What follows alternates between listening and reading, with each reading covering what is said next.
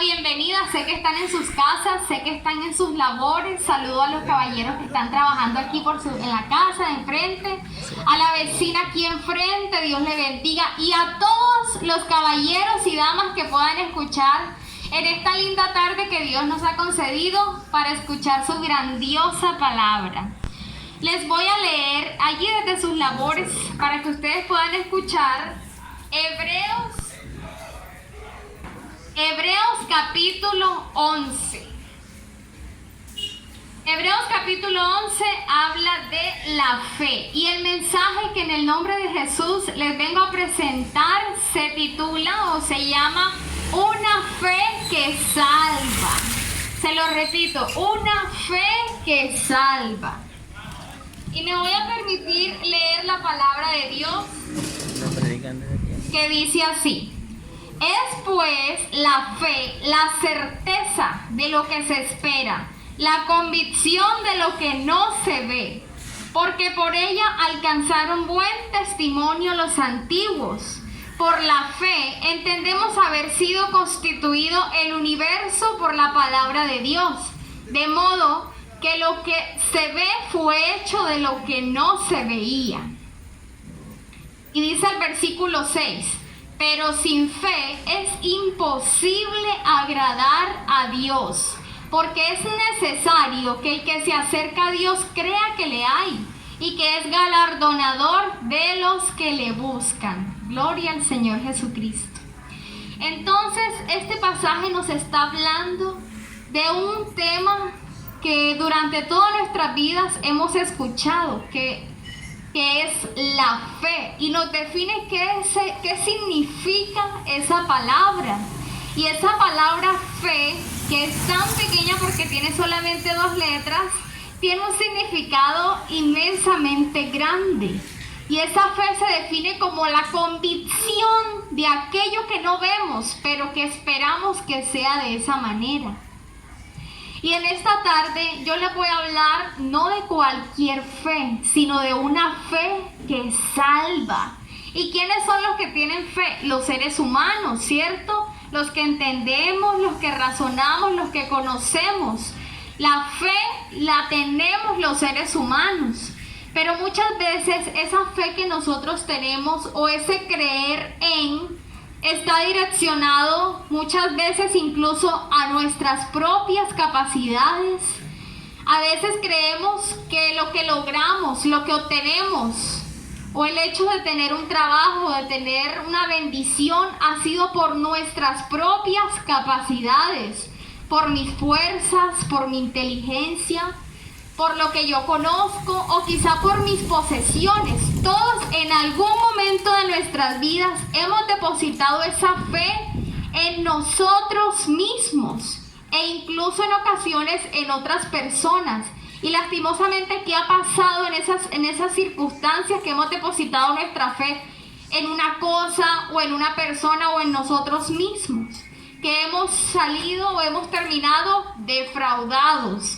Yo quiero que allí donde usted está, medite en algún momento de su vida donde usted haya depositado su fe en sus propias fuerzas o en la de otro, o en alguna cosa, o en el dinero quizá, y haya salido decepcionado o no haya logrado lo que esperaba, ¿cierto? ¿Por qué? Porque lo que nosotros somos, lo que nosotros hacemos y las bendiciones que recibimos no están fundamentadas en lo que nosotros, en nuestras capacidades o en nuestras fuerzas. Y yo les quiero decir con toda la seguridad del caso que si hoy nosotros estamos aquí respirando un aire tan agradable, respirando este oxígeno que puede llegar hasta nuestros pulmones, si nosotros hoy podemos caminar, es por la grande gracia y la misericordia del único y sabio Dios. No es por nuestras fuerzas, no es porque nosotros tengamos 20 y tantos años, 30 y algo, porque seamos jóvenes y tengamos vigor. No es por nosotros, es por la misericordia y el amor de Dios con el hombre. Entonces yo le quiero decir que si alguna vez usted se ha visto defraudado o decepcionado de sí mismo o de otro, Está bien, a todos nos ha pasado. Pero además de ello quiero hablarles de unos hechos importantes que nos refiere la Biblia sobre hombres que han creído en el Dios Todopoderoso, en aquella fuente de bendición, y no solo de bendiciones terrenales, sino de vida eterna y salvación. Y uno de estos relatos que nos habla la Biblia se encuentra en Segunda de Samuel, en Primera de Reyes capítulo 18, y habla de un hombre llamado Elías, un profeta. Un profeta era un hombre que antiguamente era usado para que Dios hablara a su pueblo, a los hombres, al pueblo de Israel. Entonces este profeta llamado Elías era un hombre de Dios, era un hombre que hablaba la palabra de Dios, que era usado por él para dar un mensaje conforme el Señor quisiera tratar con el hombre en ese entonces. Hoy en día ya Dios no nos habla por profetas, ahora nos habla por la Biblia, por su palabra. Él habla a nuestro corazón. Entonces este hombre llamado Elías, que era un profeta, se dirigió ante un rey llamado Acab y le dijo: ¿hasta cuándo claudicaréis en vuestros pensamientos? Es decir, ¿hasta cuándo van a dudar entre quién es el verdadero Dios? Porque estaban adorando a un falso Dios. Porque hay falsos dioses. Quizás usted no ha escuchado esto, pero existen falsos dioses que los hombres sin el conocimiento hemos estado adorando.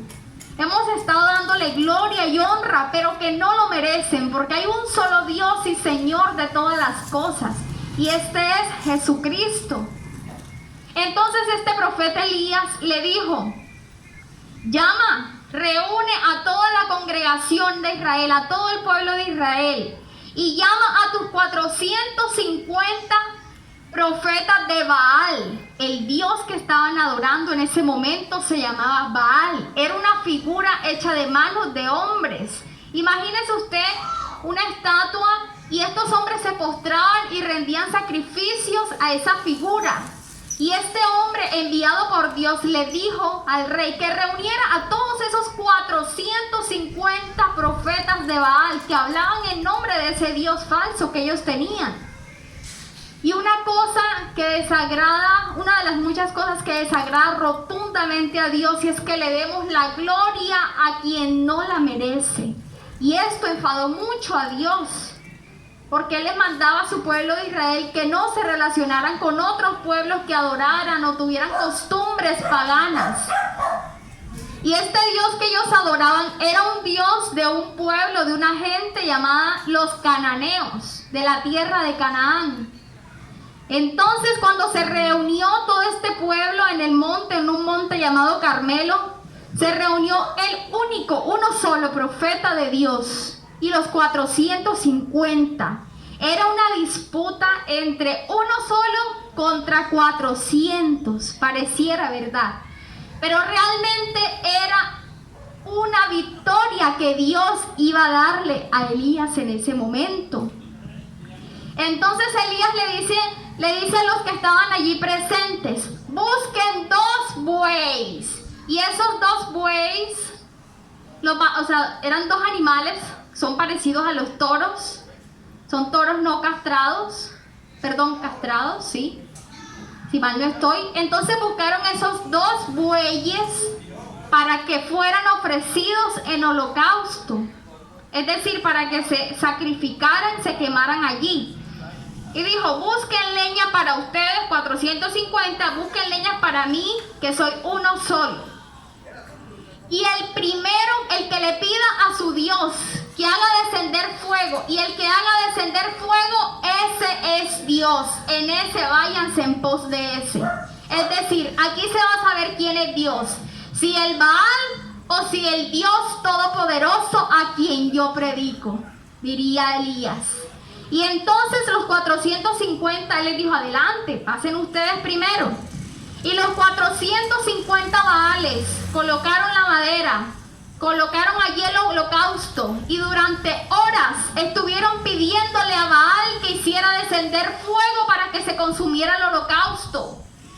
Y pasaron los minutos y pasaron las horas y nada que descendía fuego para el holocausto de parte de su dios Baal.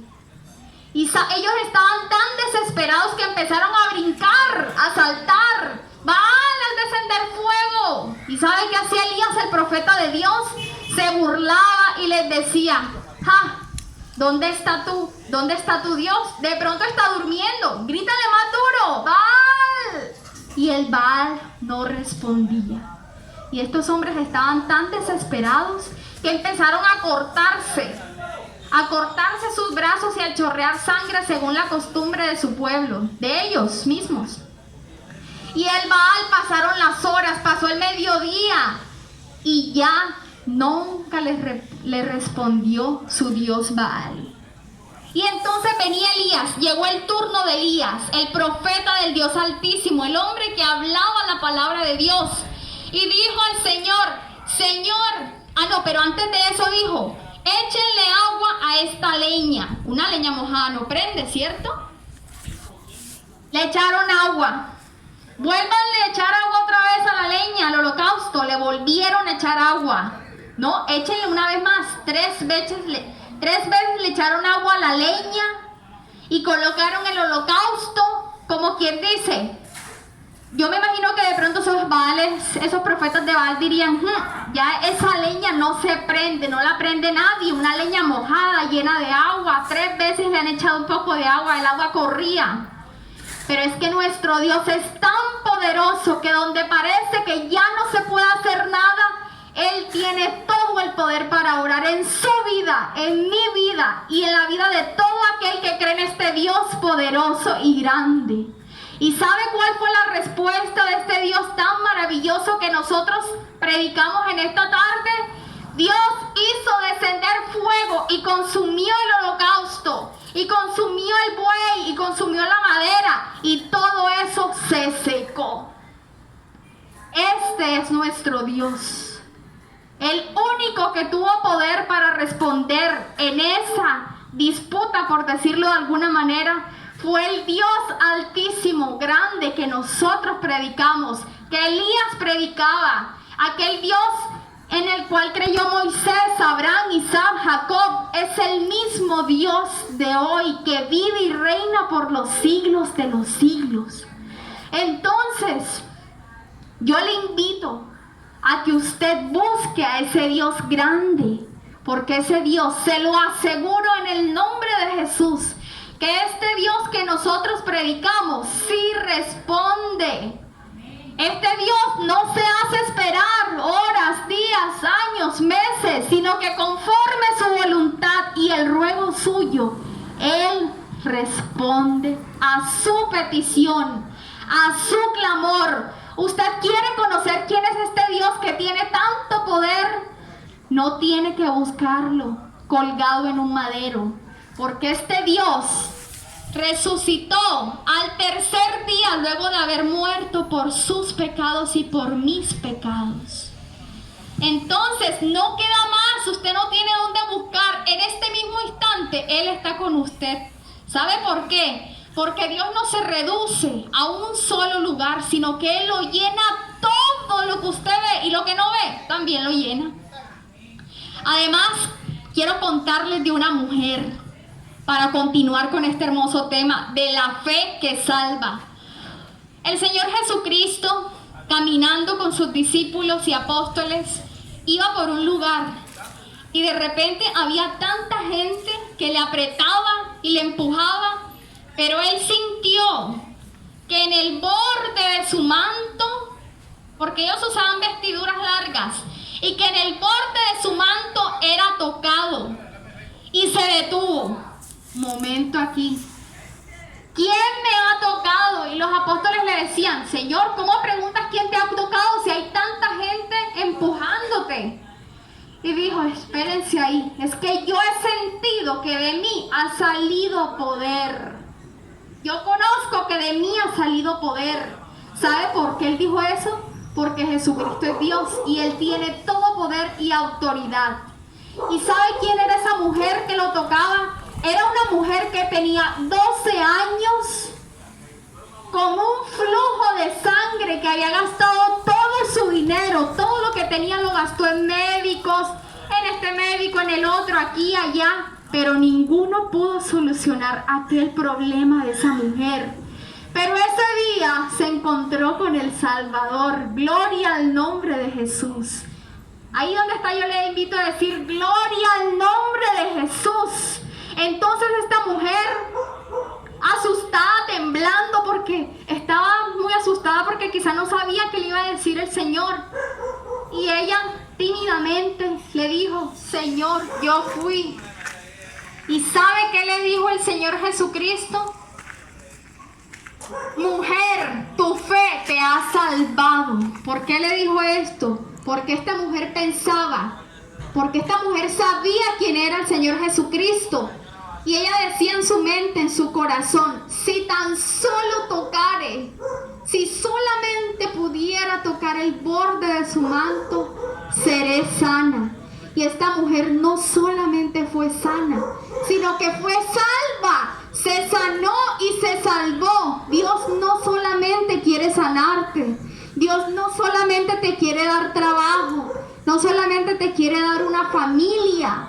No solamente quiere darte estudios. Dios, además de todas esas bendiciones que sí las da, Él quiere salvar tu alma de la perdición, del pecado.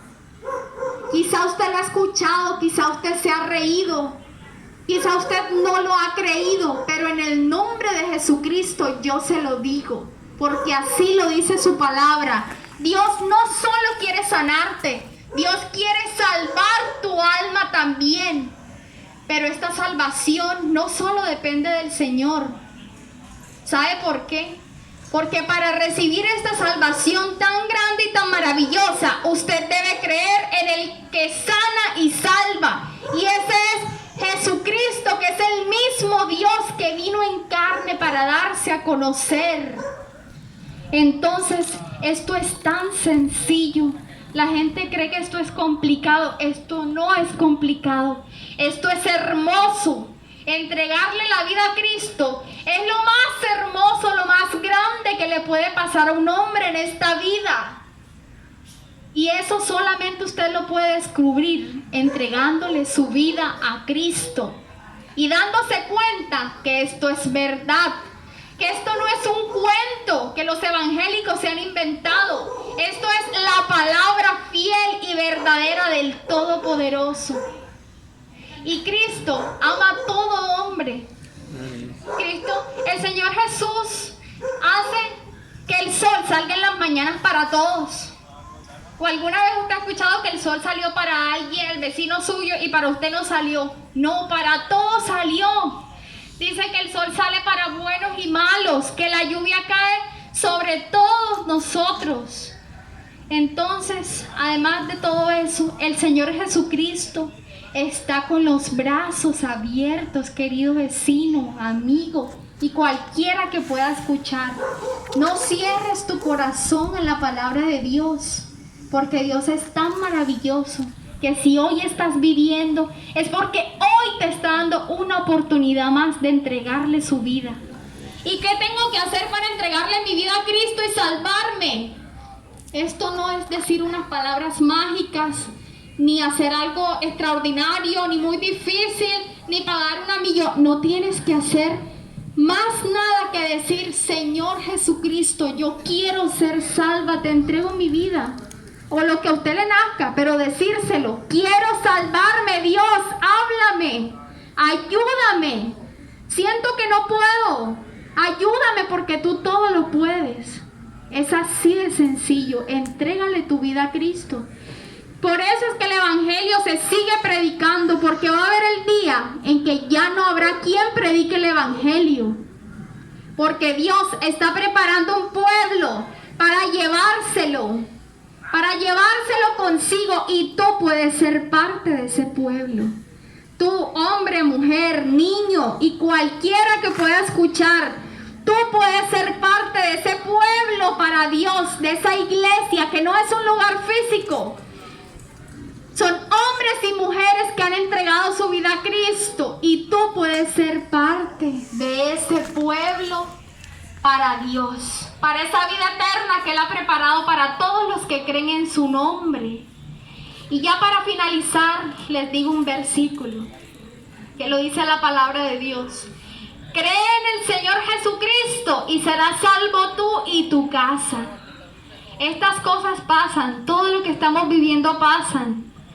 Nuestra vida se va, es decir, nuestro tiempo aquí en la tierra se va a acabar, pero tú puedes vivir una eternidad con Cristo. Entonces, esa es la invitación, amigo, amiga, vecina, a que en el nombre de Jesús, que es sobre todo nombre, que salva y liberta a los hombres, le entregues tu vida a Cristo antes de que sea tarde. Dios les bendiga.